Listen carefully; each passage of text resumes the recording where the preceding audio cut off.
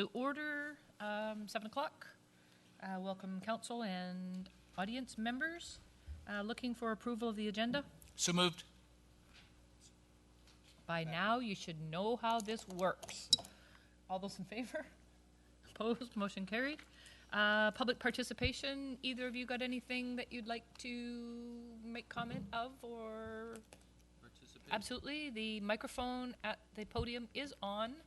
Please speak directly into it and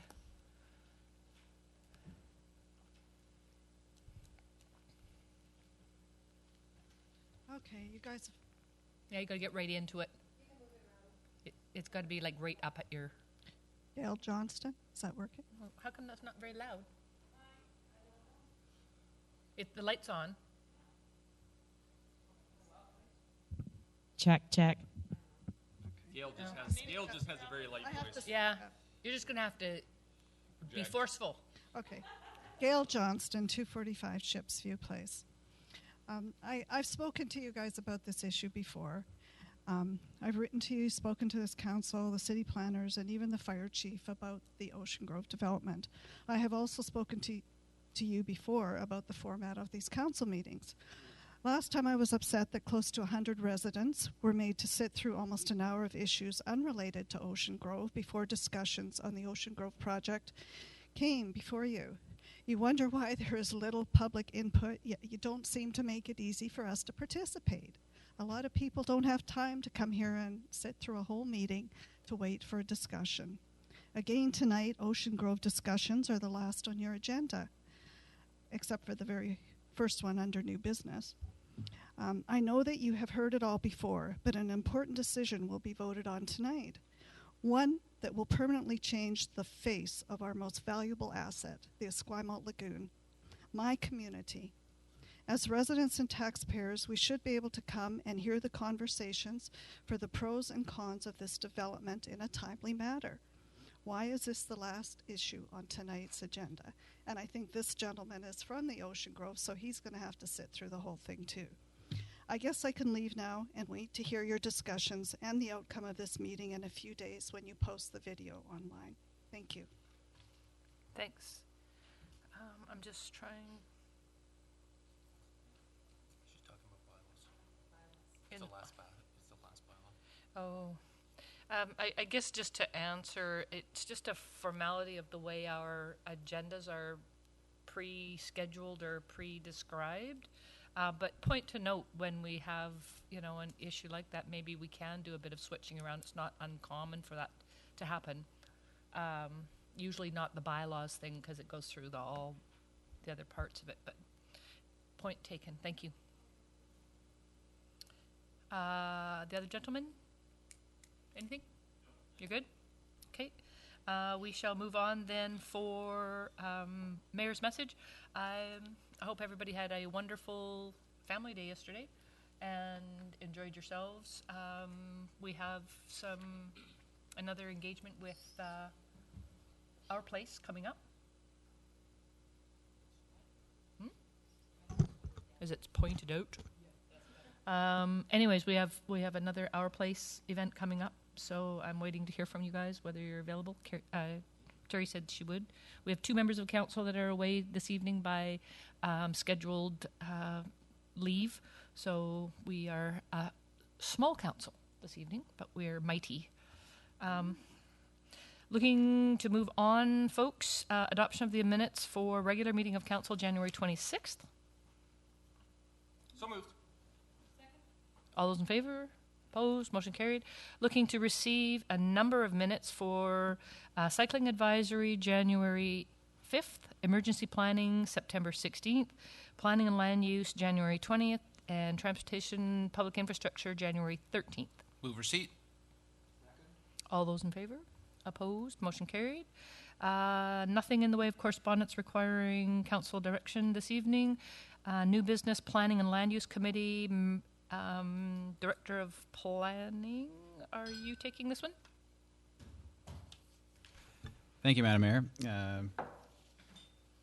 This is going to be a team effort on the part of myself and the Director of Engineering. This memorandum was called for by Council with regard to providing options for revisions to particular items associated with the Ocean Grove rezoning and a Fish Community Plan amendment. So on January 12th, Council directed staff to prepare draft bylaws that would amend the Fish Community Plan designation and zoning for the Ocean Grove development. And in conjunction with this resolution, Council also directed staff as follows. That staff be directed to provide further information on potential revisions to the following conditions of rezoning. First is E, providing flashing amber pedestrian signals and associated crosswalk civil works on Lagoon Road at the intersection of Heatherbell Road, including extra signals to extend the visibility of the signals around the corner uphill on Lagoon Road. Works to be completed concurrent with off-site infrastructure upgrades on Lagoon Road. And secondly, to redesign, it was I in the amenity package, redesign intersection of Machosen Road to include traffic signal as in J below, including provision of a left turn lane from Machosen Road to Lagoon Road, construct the civil works required to install the left turn lane as per recommendation in the Boulevard Traffic Impact Assessment Report. Works to be completed within 12 months following the final adoption of the rezoning bylaw amendment. And lastly, that the timelines for Seafield Road improvements be reviewed by staff and report back to Council prior to public hearing. So tonight we've got a memorandum that touches on the first two issues. We're still working with the developer on the timing of Seafield Road, but we can speak to those negotiations tonight. And I'll pass it over to the Director of Engineering to talk about what's been proposed in this memorandum. So the concern, as I understand it, is the two hidden driveways, which are between Melbourne Road and Heatherbell junctions as you go downhill on Lagoon Road. And the problematic driveway is the second driveway, which is, it is on. Yeah. Well, I think the problem too is the overhead fans. Okay, Drifting. is that better? Well, that's right. Okay. I'll just speak very close to the microphone. Okay, so that second driveway is really invisible till you turn the corner. And the posted speed on Lagoon Road is 40 kilometers an hour, but there is a 30-kilometer-hour warning for that section, for the double bend section. And at 30 kilometers an hour, the driveway shouldn't really be a problem. The problem is trying to make sure that people actually do 30 kilometers an hour. And I think we discussed this issue at length, and I think all we can do is a hidden driveway sign to let them know what the issue is, and repeat the 30 kilometer an hour warning, which can go on the same side as the hidden driveway. And then I've given some examples of paint marking that would really draw people's attention to the fact that this is a particular hazard coming up around the corner. If you can imagine those zigzag lines on that corner, which is already tight enough that it's hard to exceed 40K. And then the other one with the big 30 symbol and slow down, I think we would have done everything we can possibly do to get their attention. Comments, questions? Councillor Day? Thank you. We had heard recently about some mobile speed bumps that were being implemented in Colwood Creek Park. I would just wondered if they had been considered for this location. We don't normally put them on major roads like that. I mean, the major road, it's a fairly heavily used collector road for that area, I'm a bit concerned about the steepness of the hill. Speed bumps aren't usually put on hills like that, and part of the issue is it increases the difficulty of getting uphill if the road's slippery. So I think it would be it's probably the last thing we would want to consider. Sorry, that just dealt with one item, but I'm happy to take questions in the middle. That works well. So the redesign of the intersection of Machosen Road, if you look at the sort of third paragraph under that heading, that was my response to the issue of vehicle access off Machosen Road for the development of the church property. And basically, if there's no commercial there, there's no necessity for an access off Machosen Road to the site. And I would argue that the increased complication of that area when you have a school and a school crossing means that there should be no access off Machosen Road. If it's a commercial, if there is commercial proposed there, which I'm not sure there is right now, but were there to be, then obviously the commercial would not stand much chance of survival without an in off Machosen Road. But there doesn't need to be an exit, and an in that situation is only very slightly problematic. It would be any exiting traffic that would be the problem. And I think if those recommendations are followed, then the proposed traffic signal at Machosen and Lagoon wouldn't be impacted by the church property at all because it's far enough away. The other issue that we haven't covered in here is in any detail is the issue of exactly when Seafield Road should be done, and we've actually prepared a table of when all of the improvements are required, and it's very, very heavily weighted towards the middle of the process. So the relatively light improvements until you get to about 350 units, and then all of a sudden you have to spend a lot of money to be able to get the 351st unit, which seems problematic from the point of view of creating a hurdle, which slight turn in the economy, and you could find they stop at 350 units and say, well, it's not worth going on until this thing turns around. Whereas if we were to make the requirements much more spread out over the entire project, it would work better in that for every little piece of the project you get something. One of the improvements. Instead, we've got improvements grouped in one spot the way we've got it laid out right now. So we need to discuss that with the developer, and then we'd like to bring that to council in detail. So, if I could just go over the recommendation. So staff are recommending that it be made a condition of rezoning RZ 14-003 through the terms included in registrable development agreement that a hidden driveway sign repeat with 30 km/h warning sign after Milburn Road on Lagoon Road, and line painting solutions to emphasize the slow down message to drivers be provided on Lagoon Road by the developer within 12 months following final adoption of the rezoning bylaw amendment to the satisfaction of the Director of Engineering. Thank you. Thank you. Any comments? Councillor Martin? Thank you. Just because I happen to live down there too, I have been in the situation where I've been on Lagoon trying to turn onto Heatherbell, and I've stopped. I'm going down the hill, and I've had to stop because there's oncoming traffic the other way, and I've had to actually accelerate because I saw the person behind me, and they weren't going to be able to stop in time. My concern is as we increase the population, we're going to need to put a crosswalk there.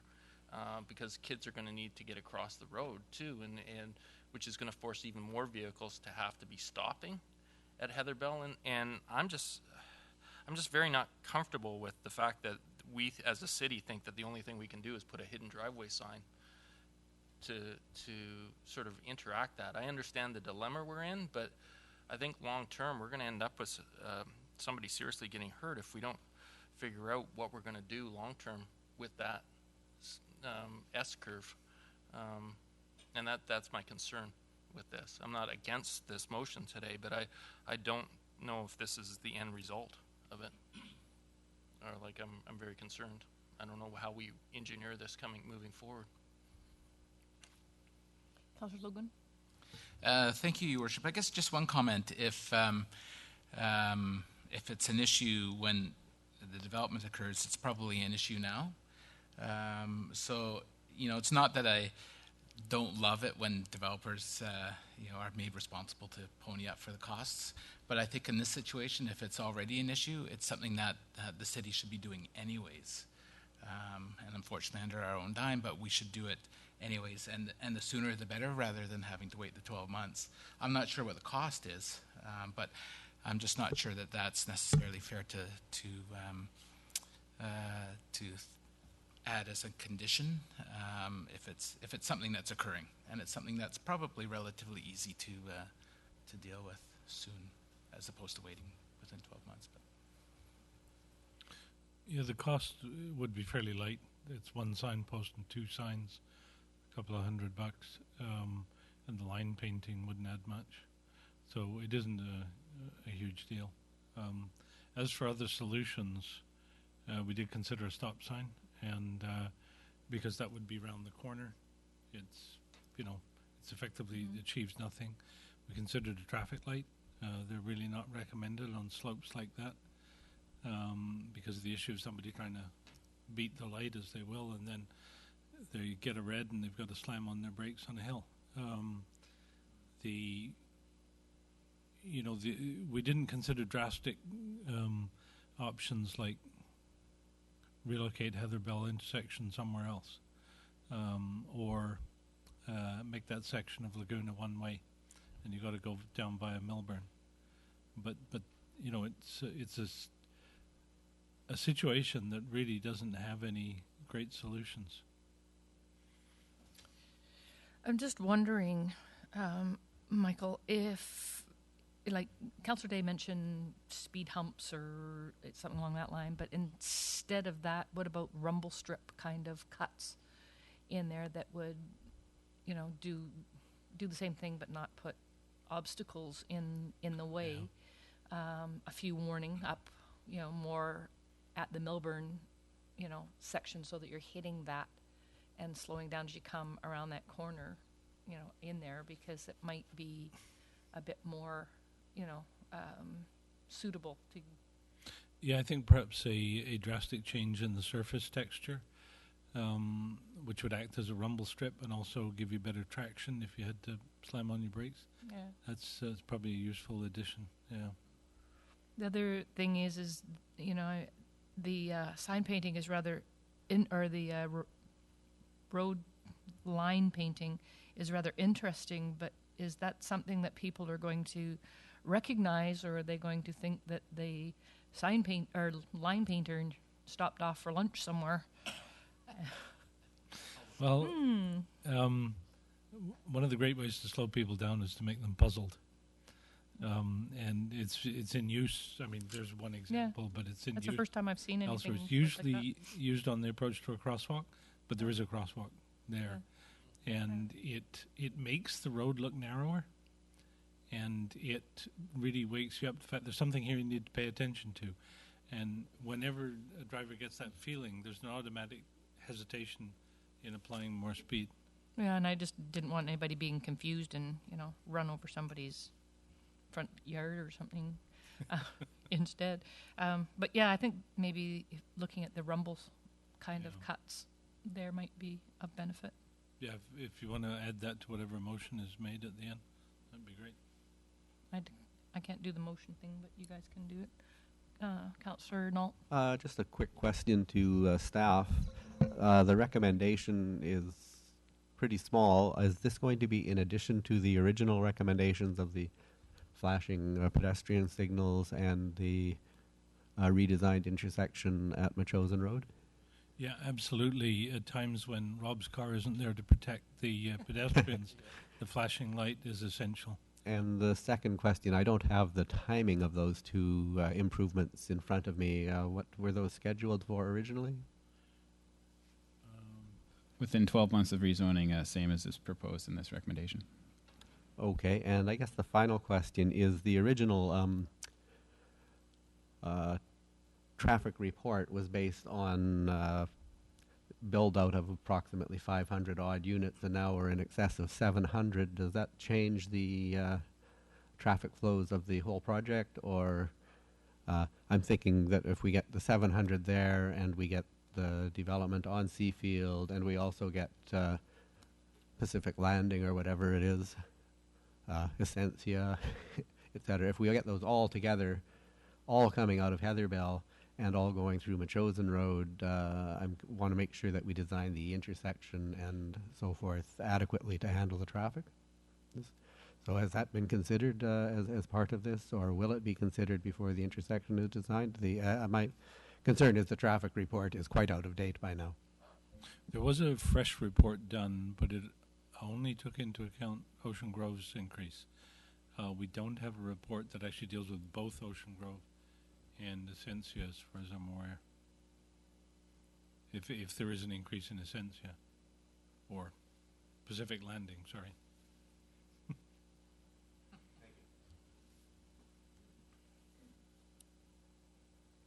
Thank you, Worship. I'll move that the city install a hidden driveway sign, repeat the 30-kilometer-an-hour, and Pat, please wordsmith it if you need to. Hidden driveway sign, repeat the 30-kilometer-an-hour warning sign after Millburn Road on Lagoon Road, and line painting solutions to emphasize the slow-down messages to drivers, as well as the installation of rumble strips on Lagoon Road.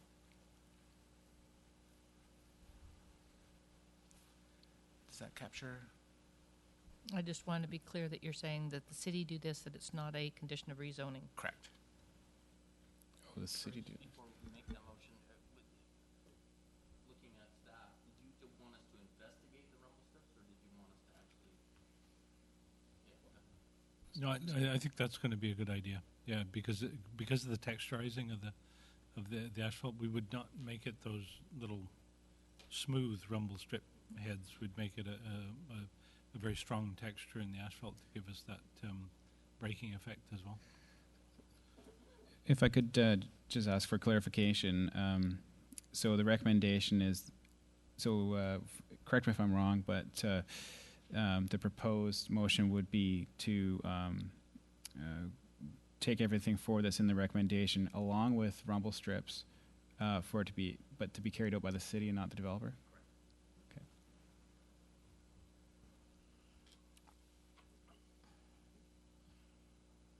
I know we're at a point in time on budget discussions and that sort of thing, so it would have to be added as a consideration to budget. Right? Sorry, was that a reference to the cost of this in the budget? Well, let's get a seconder first of all.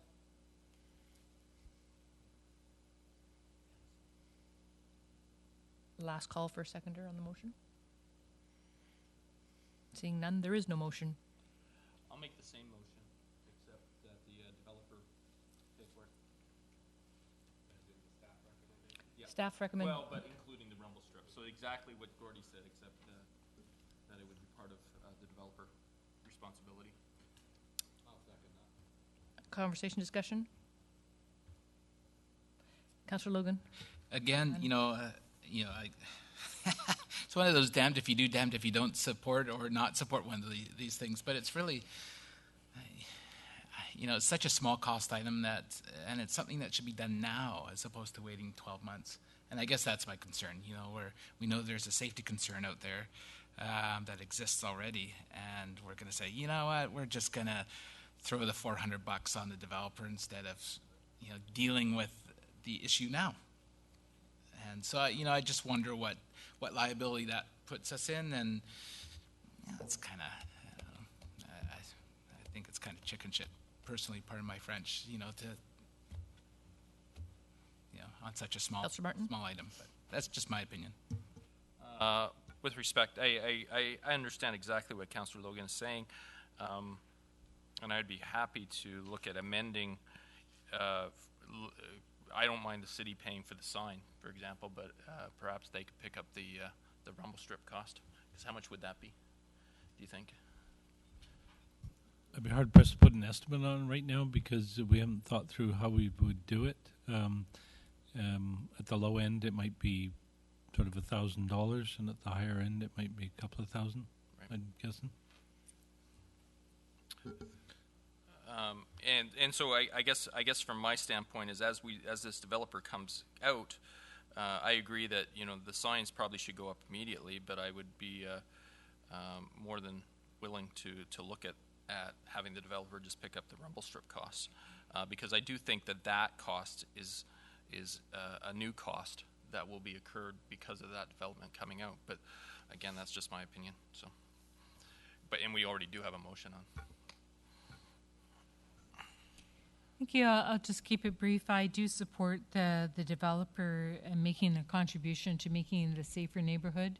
There's been considerable density added to the neighborhood with the new development and others, as has been mentioned. So I'm sure that there will be other things for which we will be obligated to do the right thing and pick up the costs.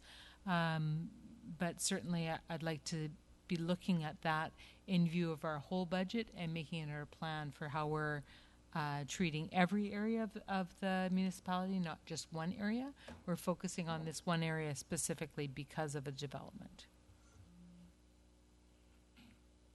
Anybody else? Sorry, just in rebuttal to that, I guess the only thing that I was heard from Councillor Logan is there is something that should be done immediately. And I mean, it is a shame that we would be waiting 12 months if we expect the developer to do this. And what liability does that put on us? If we think that this is a necessity, but we're waiting 12 months, that is a bit of a concern too. So you've changed the No, motion. I haven't. I thought you were going to change the motion that we pay for the sign. I've made that suggestion, but I think I don't know how we would do that initially. I don't think, can I amend a motion, or does it have to be somebody? The original? Yeah, I did. I had Jason. Yep. We could. You could propose Yeah, an amendment. amendment to it, and then Yeah. Oh, I can oppose. Yeah. Okay. Well, I'll propose that. I will propose that and see if anybody's interested. You have to be clear. What are you proposing? I am proposing an amendment which says the city will pick up the cost of the signs with the developer picking up the cost of the rumble strips. So, and the signs would be done immediately. And whoever's doing the rumble strips has to do the line painting because that would come after the texturing. Yeah. Yes, thank you. Is that clear for everybody? So that's my and you proposed accept amendment. you accept the change? I'm seconding it. I will accept that as a friendly amendment. Thank you, sir. Any further discussion? Call the question. All those in favor? Opposed? Motion carries. What a team. We are. Colwood sign bylaw 6.1.2, electronic message center amendment number 26. Is that falling to? Wow. You leading in? You betcha. Thank you, Your Worship. At our meeting last week, the Director of Planning gave a brief overview of the report, stating staff are proposing an amendment to the Colwood sign bylaw number 60 to better regulate the electronic message center signs. Such signs include flat screen video monitors and LED light displays. Staff are concerned that the spread of these signs will lead to creating safety hazards by distracting drivers on busy roadways, and the signs could also contribute to excessive light pollution and create eyesores in prime locations of the community that Economic Development Strategy has identified as needing quality of place improvements to spur investment. The Director of Planning then added that the report presented to committee introduces the problems associated with electronic message center signs and proactively proposes regulatory amendments to the existing sign bylaw, adding that staff have recently seen an increased interest from property owners wanting to install EMCs along arterial roads. This has led staff to propose immediate amendments to the sign bylaw to proactively deal with what potential threat to the safety and aesthetics of the community. Staff spent a fair amount of time trying to craft proposed regulations that could be effectively enforced, as well as meet the test of higher level government legislation and would align with advice from the city's legal counsel. We did have some discussion as to whether we should share the report with the Transportation and Infrastructure Committee for some input, but timing's everything, Your Worship, and staff sees it It's important for this to be adopted as soon as possible due to the potential interest in installing these signs in our downtown area. It just turned out that the TPI meeting, I think, was the day before our planning and land use meeting, so the timing really sucked on this one to be able to share with our friends there. So the committee recommended, and I so move, that the January 28th, 2015 report from the planner regarding electronic message center signs be received, and that the proposed amendment bylaw number 1560 be forwarded to council for enactment. Second. Discussion, council?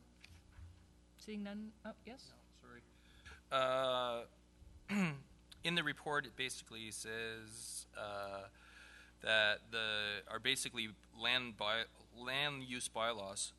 So our understanding for these regulations would not apply to existing signs, but would only apply to new signs, although staff would double check the matter prior. Can I get some clarification? Yes. So we took that question back to the lawyers, and specifically what we wanted to clarify is the use, the proposed use regulations, so no flashing, etc. Could that be applied to existing signs? And our legal counsel said that no, their grandparenting status would not allow us to apply those regulations to existing signs. Got a mover and second. Any other questions? Seeing none, call the question. All those in favor? Opposed? Motion carries. Item 6.2, Finance and Admin. 6.2.1, Report, Director of Administration, new item regarding the roaming art gallery. Thank you, Madam Mayor. So the city's had a roaming art gallery agreement with a number of organizations since 2007. They've had a couple of name changes and a lot of the same people, but different societies that are holding the responsibility for the agreement with the city and the insurance and other liability issues for the artists. Recently, the staff have been talking with some of the representatives at the Coast Collective that is now actually managed by the Society for Arts on South Island. And they would like to expand the art gallery into other parts of City Hall. So through discussions that we had, it was determined that the artists aren't actually quite ready for taking on a number of locations in City Hall. They might not have enough artwork yet to display, or might be feeling really pressured and so withdrawing from the program. So we want to revisit that a little bit later, but we do want to make a small change, so not only to the name of the organization, but to the atrium where artwork is currently displayed all along the wall for the back of the council chamber. We have a small piece that we're going to remove from the gallery so that we can actually use it for displaying a lot of the city's own brochures and things like that that we want to message to the public, especially with the new design up at the front. But we'd like to add the Chief Administrative Officer's office to the current art gallery. So it really is just a matter of finding out if council supports the change. The name change to the Society for Arts on South Island DBA Coast Collective is mandatory because that's a new governing body for Coast Collective. And then the approval to change the sketch plan that goes with the current agreement. Coast Collective and their representatives have already looked at it and have approved it, and it's just up to the City Council to put their approval on it as well. We need a mover and a seconder, please. Discussion, council? Seeing none, call the question. All those in favor? Opposed? Motion carries. 6.3, Transportation and Public Infrastructure, frontage improvements for 2350 and 2356 Souk Road. Madam Mayor, I am going to be declaring a potential conflict of interest to the being on the West Shore Park and Rec Board. You can go stand outside. Do some push-ups. There you go.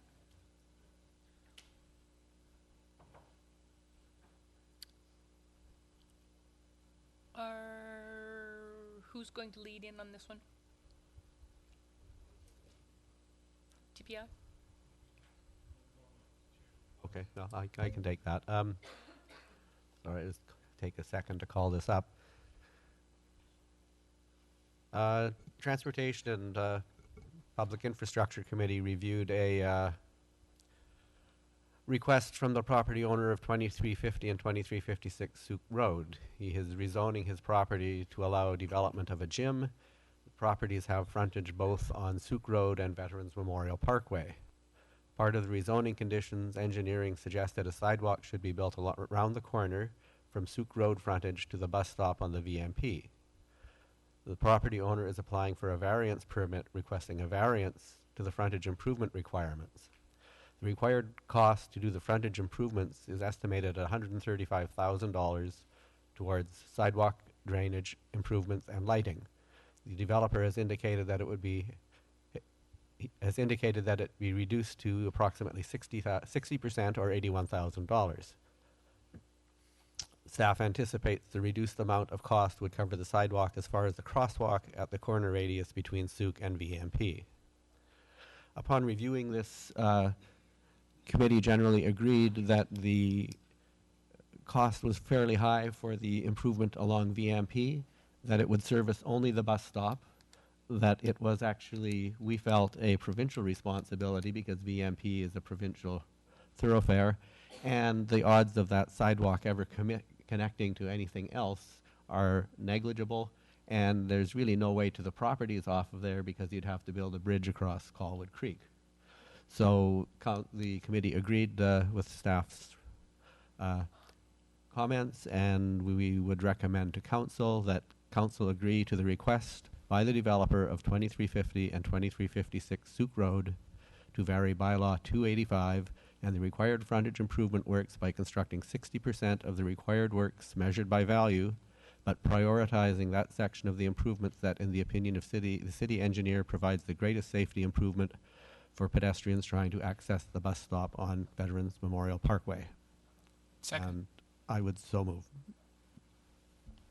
Discussion, council? Seeing none, call the question. All those in favor? Opposed? Motion carries. Gonna get Councillor Martin. 6.3.2 Memorandum, City Engineer, TPI recommendations of February 2nd. Proposal for warning labels on gas station nozzle toppers.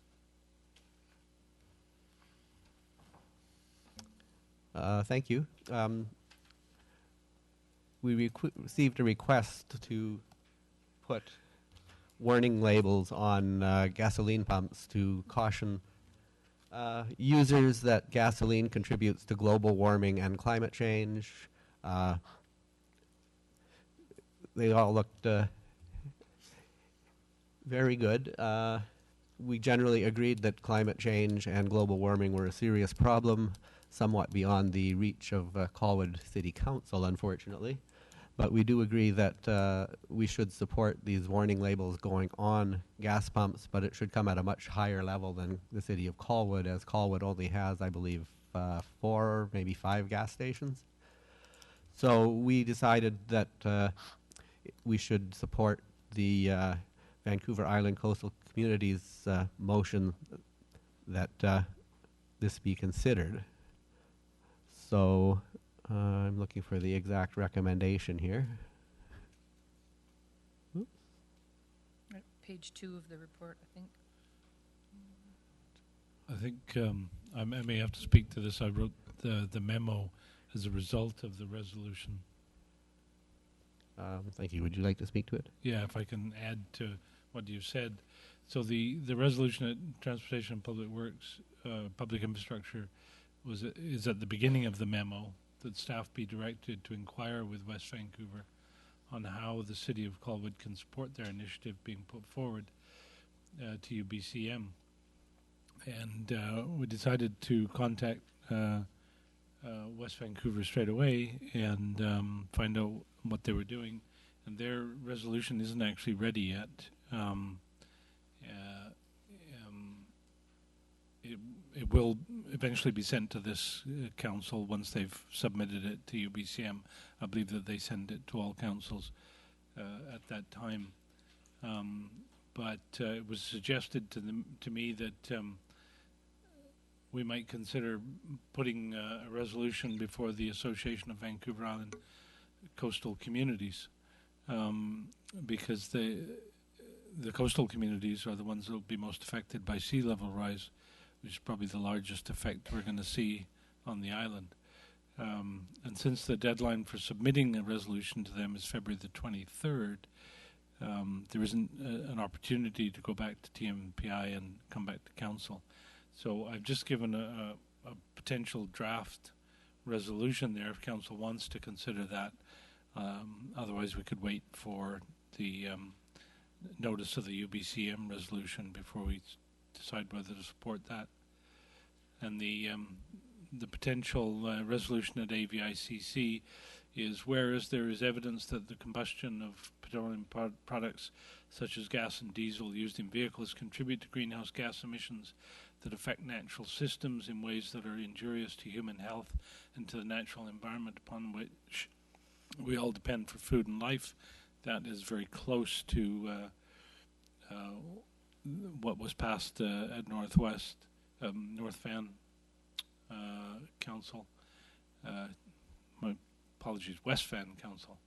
And then the next line is particular to AVICC, whereas sea level rise resulting from greenhouse gas emissions will cause significant harm to coastal communities. Therefore, let it be resolved that the AVICC support and will implement, where possible, legislation to require retailers of petroleum products to provide plastic sleeves, brackets novel toppers, with warning labels on pump handles for all fossil-based liquid fuels. And the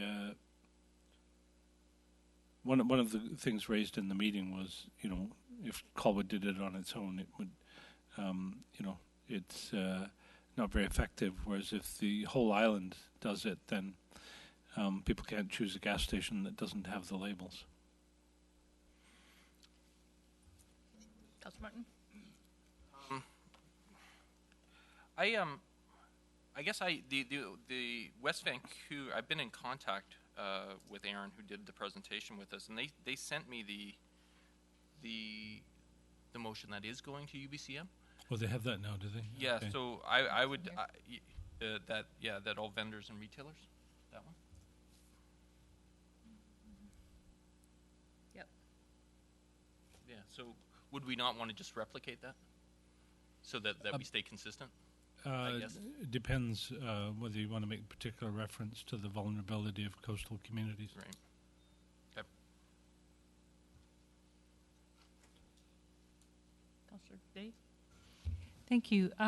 It may lend more strength to the argument at AVICC to have it be about coastal communities, and then West Vancouver brings theirs in. Theirs comes through a different chapter, and then both resolutions, if they pass through the local chapter, would come to UBCM. So then there would be two resolutions that would be grouped in the same area. So it might make a slightly stronger message to have a slightly different wording, and it might be. It may possibly get more uptake at the Association of Vancouver Island and Coastal Communities. Anyone else? Councillor Nault? Thank you. I support that, and in the unlikely event this fails at AVICC, we can still support a similar motion going to UBCM from the City of Colwood, or supporting the West Van solution. So I would move the recommendation that's read by the engineer. I'm sure he can provide a copy to staff so they don't have to write the whole thing out. Seconder, please. Second. Any further discussion? Seeing none, call the question. All those in favor? Opposed? Motion carries.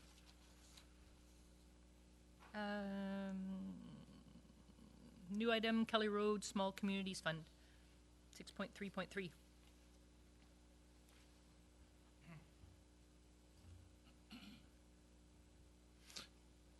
So I don't believe this one went to committee.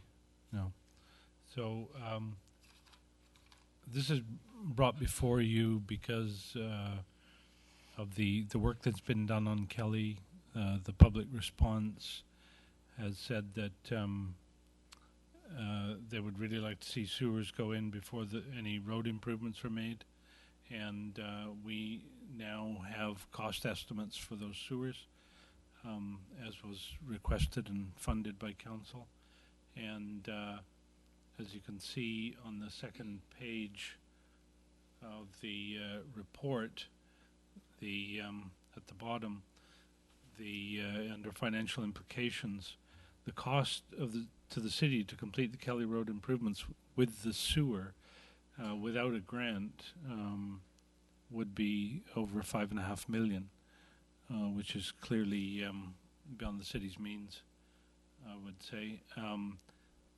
And we have there's now a grant funding available, which has a deadline in the near future that would reduce our cost to $1.8 million. So that's why that's brought forward. But I just want to go through the history of how we got here. And that's covered in the first full paragraph at the top of page 2. So this project started as a relatively small improvement. I believe it's about $780,000. And it was taken to the public, and it changed as a result of public input, and it also grew. The public's very keen to see sewers built, and they're keen to see it carry further down Kelly Road than we had allowed for. And this projected cost has now become, as I say, over $5.5 million. And if that project was undertaken even with a grant in this particular year, you'll see in the budget deliberations that you're going into that it would basically suck up all the money available for these types of projects. So I think there'll be a decision to defer this. That's what I imagine it's going to be the decision made. But you also now have an economic development plan, which doesn't really emphasize work on Kelly Road. It emphasizes work in the city centre. And council may wish to prioritize work in the city centre over Kelly Road, particularly since sewers are already in the city centre. So one way to approach this is to make the grant application. You would have until 2023 to spend it. And so you could wait until you'd gathered enough road DCCs to support the city's part of it. Or you could, get the money allocated by the funding, by the granting body, and then later ask for it to be reassigned to city centre. I guess the point is not to let the opportunity pass without any attempt at getting a piece of that grant funding. If the grant is awarded, there is still time to consider exactly when and exactly where the funding would come from. So this proposed resolution is only about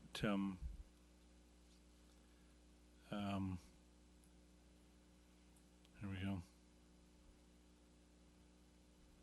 The council and the wording of the resolution is intended to support the grant. Without a council resolution, you can't make an application.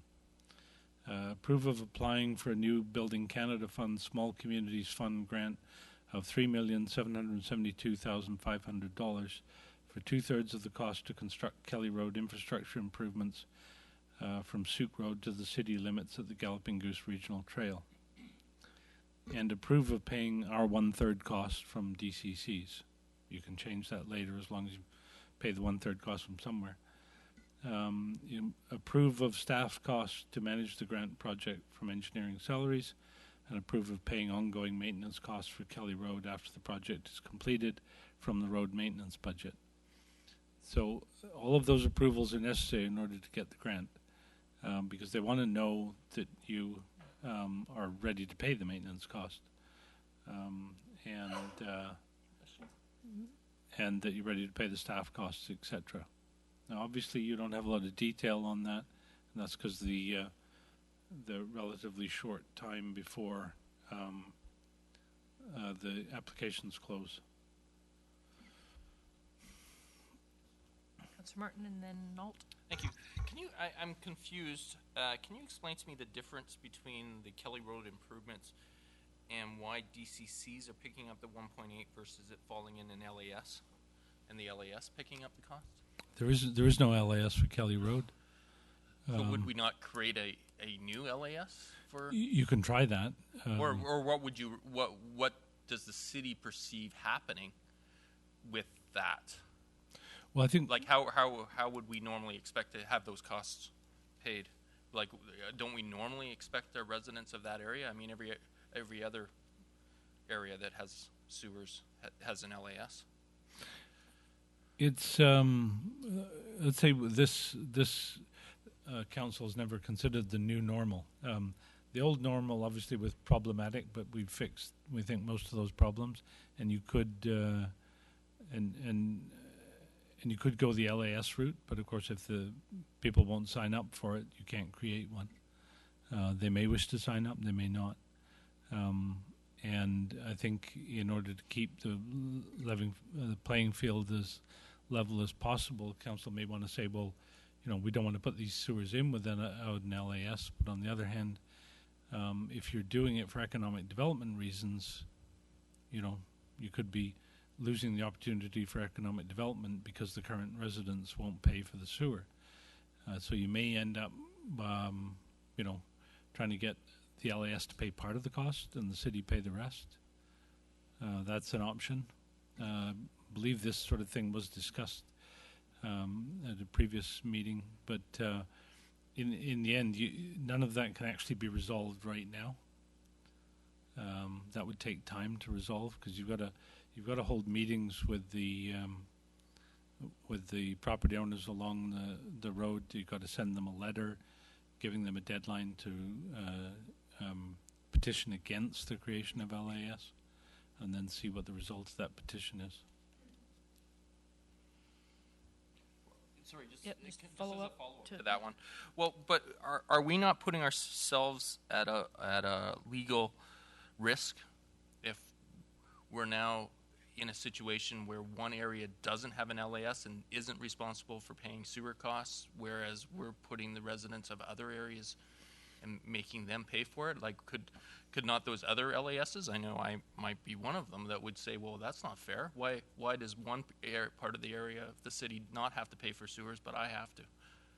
That Like, I can't imagine that there's any legal basis on which to bring a suit in that case.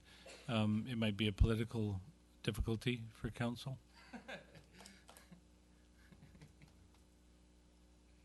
Councillor Knoll? First, a couple comments on that. The New Building Canada Fund was one we covered at the recent leadership conference in Parksville.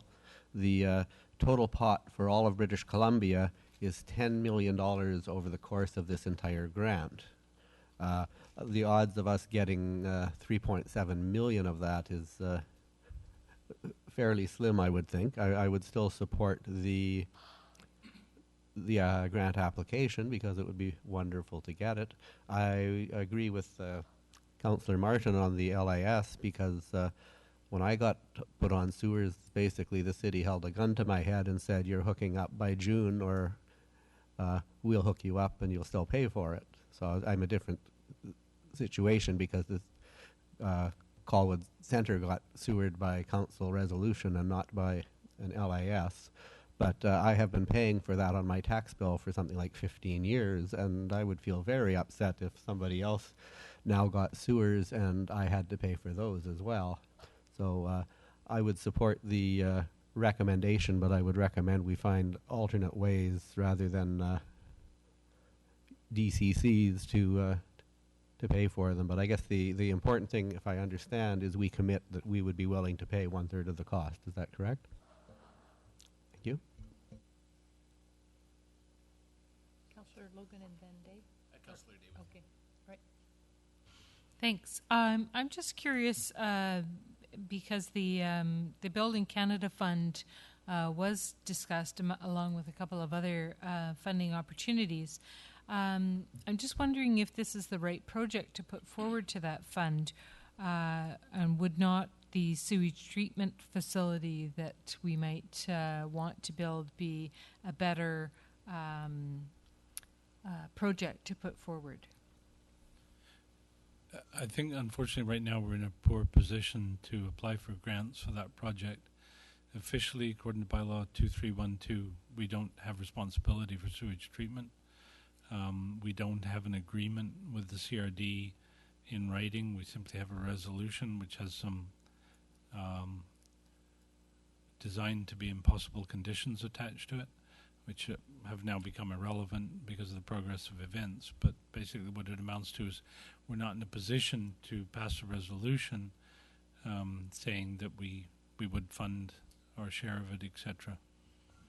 Okay, and the other question I have, in the past we have applied for grants, I'm thinking of Machosen Road, for which we received a grant for sidewalks and bicycle lanes, and then we moved the area, changed the area that we were directing that funding to.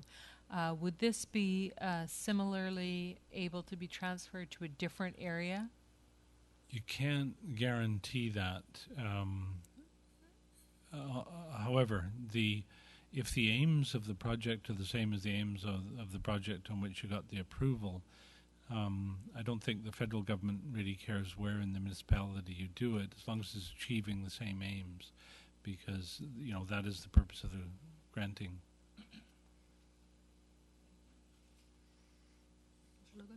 Thank you, Worship. I do support the resolution, and I think we should be applying for a grant. And when we had the discussion regarding the Kelly Road improvements, it was with a visionary lens, and we knew that with the Belmont site being sold, that corridor will change drastically. Just the traffic will change drastically, and the previous council saw that as an opportunity and saw the sewers as a catalyst for change along that corridor, and that would enhance economic development. And in fact, sewers was probably one of the number one requests by residents when they came to the open house at Herm Williams Park. And I know there have been a few real estate agents that said, you know what, you bring sewers down here, there's an opportunity to assemble properties and redevelop, et cetera, et cetera. And the reality is, if you're going to apply for a grant, you need to have a project with drawings and something that's ready to go. And this is, I think, the only project that's got drawings and ready to go, which makes it ripe. And so just looking at what could be versus what is, and I think by applying for this, that tells people what could be and what our expectations are. I'll point to our neighbors who kind of had a similar revelation, I suppose, on Pete Road, and had a vision and said, this is what we want to do. And I think this is a similar type of vision we're looking forward and hopefully securing 2/3. Where the other third comes from, we can have those discussions for sure, and I would like to be creative, but I just want to make sure that we at least get our hat in the ring for that grant, because it's significant and it's a project that's ready to go. Thanks. Mr. Martin. Thank you. I don't disagree with anything that Councillor Logan said. Saying that, though, looking at the recommendation, number 2, would we still qualify for, would it still be appropriate if we just put a period after the word project, so we didn't identify where the funds were coming from? Because I just don't feel comfortable having us commit to a specific way that this is going to get funded and then have to come back later in the process and revise it through an LAS or whatever else. That we're just committing at this point that yes, the city will find the 1.8 million, but we'll identify that later down the road. Or do you need to identify specifically where that money is going to come from? We would have to review very carefully the wording of the grant documents. I know that this has been written to conform with those documents, but I can't say for sure that those particular words absolutely must be there until we reread them. If you would wish to pass the recommendation with a second recommendation that we remove those words if it doesn't make us ineligible, that would work.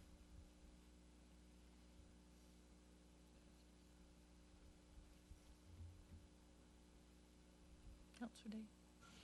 Thanks. I'd just like to point out that with this development along Kelly Road, if it takes place, there will be considerable redevelopment in the area that will generate considerable development cost charges from that area. So it might be a very appropriate way for it to be funded, so that it's based on the development that occurred that's benefiting from the infrastructure that pays for the infrastructure.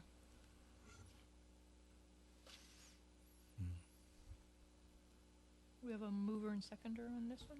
I'll move the recommendation, Your Worship. The, okay. As is. Yeah. Okay, I will second that. Any further discussion? Call the question. All those in favor? Opposed? Motion carries. I want to make A second motion? Yeah. So I'd like to make a second motion which says if it does not, if it does not conform, or If it doesn't make us ineligible. thank you. If which? If it does not make us ineligible for the grant, that we remove the words on number 2, that basically we put a period after the word project. So we would remove the words with funds to come from the development cost charges. Seconder on that? Discussion? Councillor Day? Thank you. Unfortunately, I can't support that because I believe that that may put the costs onto all of the taxpayers of Colwood for doing the development, and I think that the development that occurs there should be paying its own way through development cost charges. Martin? Thank you. Well, I agree that it shouldn't be put on all the taxpayers. It should be put on the taxpayers of the people who will be benefiting the sewers, just like any other area of that situation. And I also believe that the development cost charges should be going towards other parts of that project. If we're spending $1.8 million, I would prefer to see that $1.8 million spent on sidewalks and other things versus paying for a section of sewer that would benefit a certain area of residents without, whereas other residents within the community have to be financially responsible for their sewers.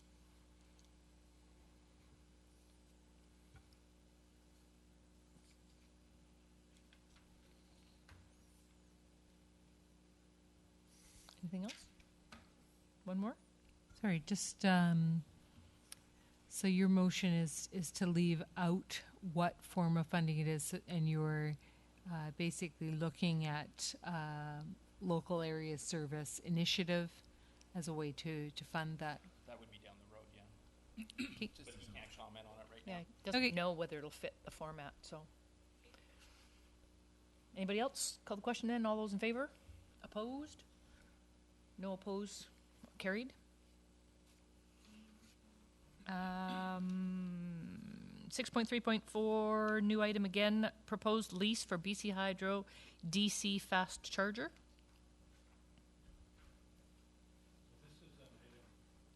Sorry, this is an item that's been in the Solar Colwood budget for quite some time, but there were multiple delays in getting to this stage. And we now have a proposed lease before us, given to us by BC Hydro. They would like to fund the installation of a DC fast charger, which is a 20-minute charger, basically, for electric vehicles. And they would like to, they've agreed to a site which is beside our level 2 chargers on the park and ride because of the ease of access to the required electrical power and the public visibility and the fact that it's public land. Their experiences elsewhere in the region, putting them on private land, left them wanting public land only from this point on, and it would have some big advantages to the city. City wouldn't pay towards the installation, and yet we would get what is a small but growing draw to the community, in that anybody traveling significant distances with an electric car absolutely depends on the location of these DC fast chargers.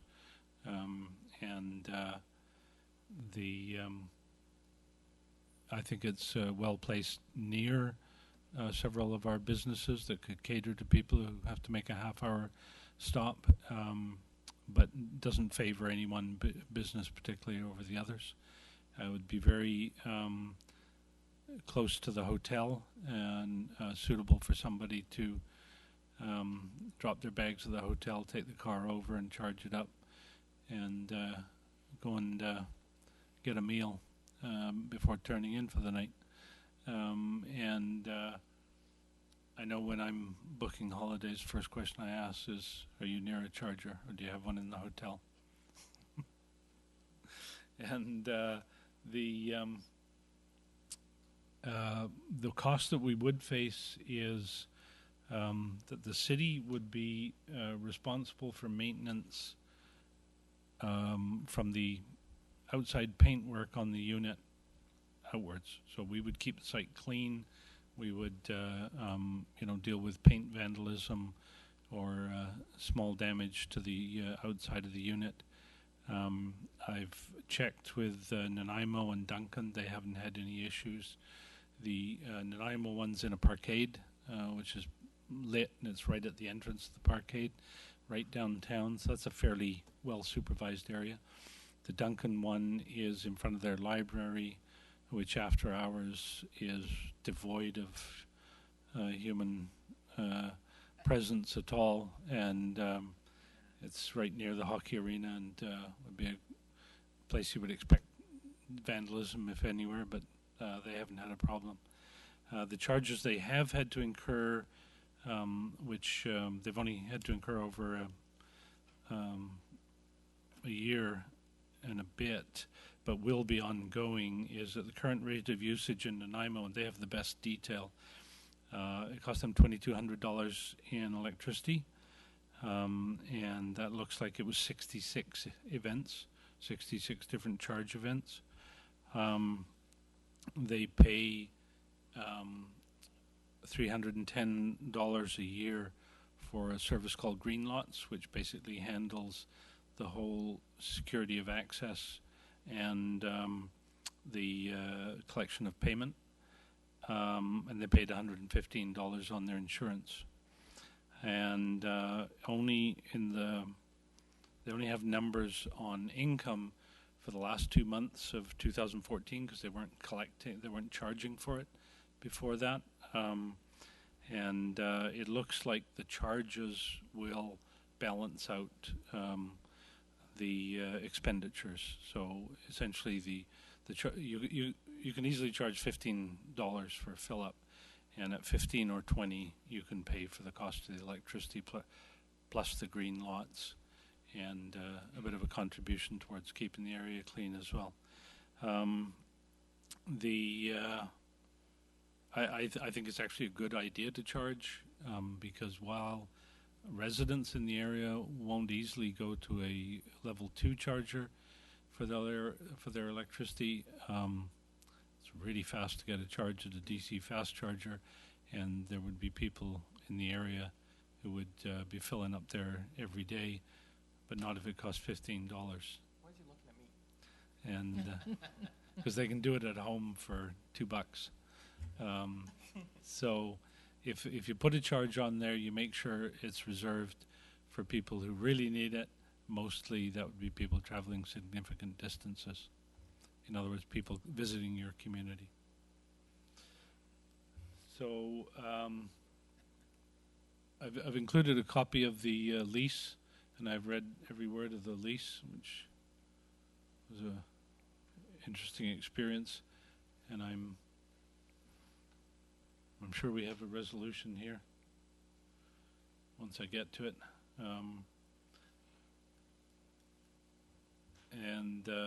The resolution basically is that the council authorized the mayor and acting CAO to sign the offered lease with BC Hydro for a DC fast charger to be located at the Park and Ride at the southeast corner of Old Island Highway and Ocean Boulevard. One thing I forgot to mention is that if we do develop that site, which seems very likely to me, either with a sewage treatment plant or without, then we would either leave the chargers exactly where they are and just provide a service road to them, or if it made more sense in the project, move them. But the unit would already be paid for. It'd just be a question of relocating it. And certainly if you're building a large building or a sewage treatment plant, the kind of power you're going to bring in to power that building is more than enough for the DC fast charger. So there wouldn't be any cost for new route wiring.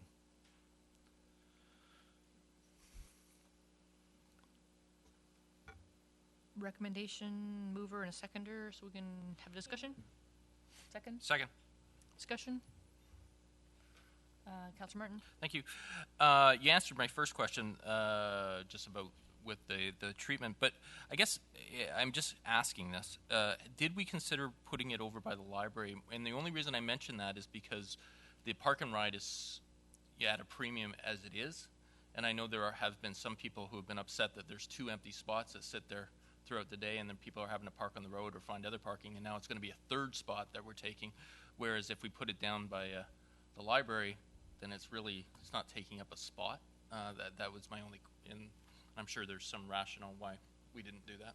Well, I forgot to mention that we have actually come up with a plan to add a bunch more spots to the Park and Ride. So, because, we feel keenly the fact that the lost 2 spots, this would make it 3. We have looked at basically getting rid of the little landscaped bump outs that take up a full parking spot, and I think that puts 5 new parking spots.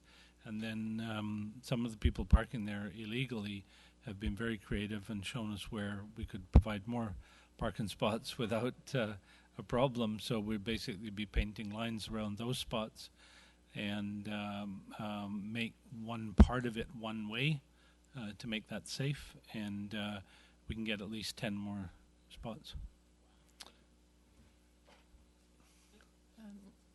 Do you have any record of how much usage those 2 get there? I know there's an ability to monitor the usage of those. Yeah, there's a bit of a glitch with the monitoring right now that we haven't sorted out. But in the past, when we monitored it, those 2 were not heavily used because they're basically there for commuters coming from elsewhere. The concern is that it's a long-term parking location, and then you have these quick in and outs, and kind of going along with Councillor Martin in a more populated location for use. Well, the issue with the DCFC is quite different because people will go there. It's a destination, I was actually in Vancouver this weekend, and I had to do a lot of running around, and there aren't very many DC fast chargers in Vancouver. So wherever I was, I would drive out to BCIT, fill up, and then go about my business till I was getting low, and then drive out to BCIT again. Which, by the way, is powered by a massive solar array with batteries. It's wonderful to visit it and see the future in action. So these things are destination. It doesn't matter where you put them, as it's just find them. Yeah, you just want them near your businesses, so your businesses get that 20-minute, half an hour that the person's there. Could be an hour, could be coffee, could be lunch, and it just helps out the businesses a little bit. Anybody else? Councillor Day? Just a question, does the fast charger need to be co-located with the other charger? It's a huge advantage because depending on how far you got to travel, the fast charger will only take you to 80%, and you have to unplug. And if you plug into a level 2 and wait a bit longer, you can get up to 100%. That gives you a better chance of getting to your next fast charger. Okay. I was just wondering what the advantages might have been to putting it on the other side of the road near the existing businesses. Yeah, we couldn't find. There's no public land there that would work. We did try and put it on the piece that used to be road and then was just became grass. But it's private land, and we did initially got cooperation, and then the cooperation died from the private landowner. And BC Hydro said they wanted public land anyway. Yes, I see the $1 per month in rent, but just curious about how much electricity do you anticipate this using over the course of a year? Well, in Nanaimo, their first year's experience, and they're probably going to be busier than us, was $2,200 in electricity.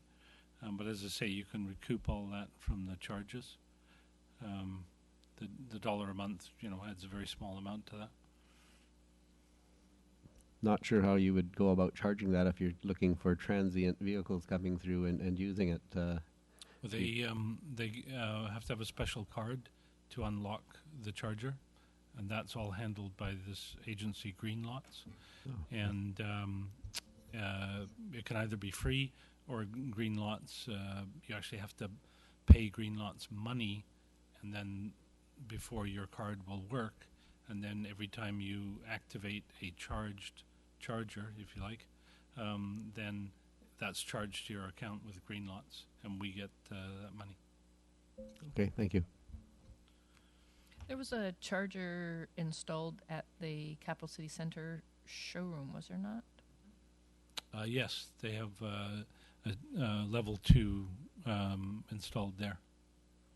What about a location like that? We know Again, it's private property, and currently the biggest issue is the lack of, well, at the time that we were talking with BC Hydro initially, the thing was in receivership, and there was nobody to talk to. And the issue now would be trying to get a lease agreement with an organization that doesn't know what their new design is yet. Okay. Anybody else? I'll call the question then on the recommendation. All those in favor? Opposed? Motion carries. Moving into bylaws, please. 7.1, bylaw number 1562 for final reading.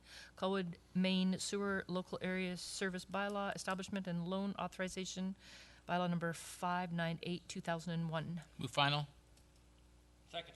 All those in favor? Opposed? Motion carried. Come back here. 7.2, bylaw number 1560, first, second, and third readings on Colwood Sign Bylaw, 1988, amendment number 26. Move introduction. Second. All those in favor? Opposed? Motion carries. Move second. Second. Comments? I'm not going to be Martin? supporting the bylaw. I feel uncomfortable with the one color phrasing in it, and I won't be supporting the bylaw.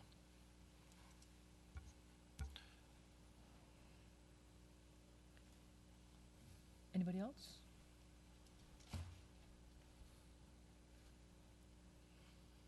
Nothing? Call the question. All those in favor?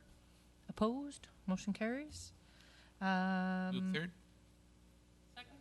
All those in favor? Opposed? Motion carries. Bylaw number 7.3, 7.3, bylaw number 1563, first and second readings only. Colwood Official Community Plan, bylaw number 999, 2008, amendment number 9. Move introduction. Second. All those in favor? Opposed? Motion carries. Move second. Second. All those in favor? Oh, Oh, sorry, discussion. discussion? Part? Yes, Councillor Knoll? Yes, on reviewing this proposal, I'm very concerned with the lack of any flexibility in road access to the rest of the lagoon that this will entail. The original plan had a road going through to Seafield that I thought would provide a secondary access route and provide about the only possibility we have of making a secondary road into this area. Should the proposal go through as on paper, it will basically put all of the traffic through from the entire area through Heather Bell Road and Heather Bell Road only, and Colwood will have no opportunity to improve the road network in or out of that area at that point. We would either have to tear up City Park or lease federal government land to do so, and the odds of either of those are next to nothing. We will be putting in excess, I estimate, of 1,000 homes through that one 2-lane road, and I think living at the end of Belmont Road, I know how awful that is, so I will be opposing this on that basis. Any other comments? Call the question. All those in favor? Opposed? Motion carries. First and second, we are... Excuse me, Madam Mayor. Clarification, are you voting for these? Because it's a 2-2 vote, and without your No. vote, that would be a Vote defeat. carried. No. She's not voting. It's in the positive, a tie. No, but if she doesn't vote, it's in the positive. Yeah, no. Wanted to be clear that Yeah. the mayor was voting for. Yes.